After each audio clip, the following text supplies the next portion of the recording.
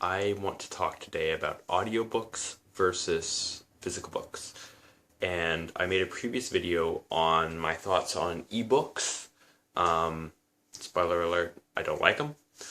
But recently I started listening to audiobooks using audible.com's service, which basically is it's just all the audiobooks you could want in one spot.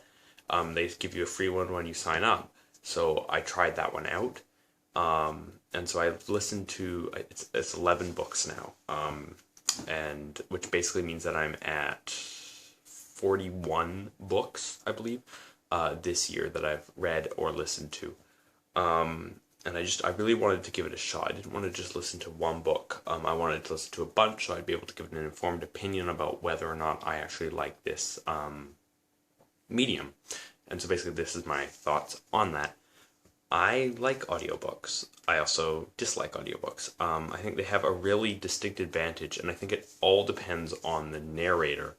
A bad narrator can really ruin a good book. And I learned really quickly not to listen to books that are being narrated by the author because the author isn't a voice actor. They're not that good at it, basically. So people with really good voices, people with really interesting inflection and tone, really add an extra layer of depth that you do not get with a book. I know a lot of times I'll be trying to read a sentence and it just won't make sense, and I'll have to go back and try and reread it.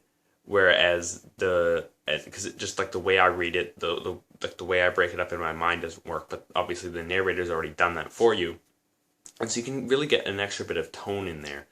However, if the narrator doesn't do a good job, it sucks, basically. And basically why there's a couple things I don't like. I don't like it when they have different people reading different voices. It really draws me out of it. And I guess you run the risk more of having like poorly voice acting. Like when you try and do that, it just breaks it up. It doesn't feel right.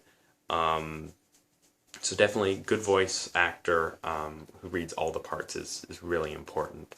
I think to the success of that. But other than that, it still leaves everything to your imagination. It just makes it a more passive experience. So I've been listening, I guess, to these books while I'm biking to work. They really allow you to multitask and do lots of different things. Like I just finished listening, I guess, to Catching Fire, which I read the first book and I listened to the second book. So I read Hunger Games, I listened to Catching Fire. And you really do, there doesn't seem to be any kind of difference in what I comprehend or how I imagine things, or it's just an extra layer. That tone can give you a sense of urgency. It can just sort of help bring you in. It also lets you do more while you're doing. So for people who don't have time to read a book, it's really, really simple because you can listen to it while you're doing something else, when you're driving your car, whatever you're doing. So I think it's a really great thing, but I do think that it's that you should definitely listen to audio samples online before you try this out. Just because a couple books I just bought because I wanted to listen to them, and I really disliked them. And the good thing about Audible was that they let me return those books that I disliked, just because of the narrator. But you can also find books on the library. You can actually rent them from the library using Overdrive Media Player. And that you can get on your phone, or I think you can also get it on your computer. Audible, it's only through the phone, but you can like browse on your internet browser and find them there, and then download them on your phone. But Overdrive, I think, does both. That one you do have to wait. They do rent out the audio, like these digital audiobooks, like they would a regular book in the library.